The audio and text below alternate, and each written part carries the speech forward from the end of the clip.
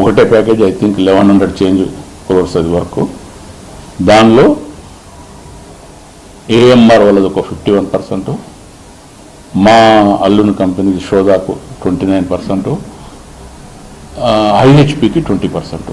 ఇప్పుడు ఎవరైనా జనరల్గా బిజినెస్లో స్టార్టింగ్ డేస్లో ఏమంటే మనం ఒక స్టేజ్ వచ్చేంత వరకు పక్క వాళ్ళ హెల్ప్ తీసుకోవటము, జాయింట్ వెంచర్లు పెట్టుకోవటము ఇవన్నీ సహజం.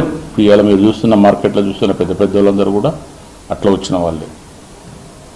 దానికి ఏం పెద్ద దాంట్లో ఇదేం లేదు, ఇంకోటి లేదు. సరే, మరి అనవసరంగా దాన్ని ఒక ఇష్యూ చేసి ఏదో మాట్లాడుతున్నారు. అది నేనేమంటున్నా అంటే ఇవన్నీ రాజకీయాలకు సంబంధం లేదు. బిజినెస్గానే చూసుకోవాలి.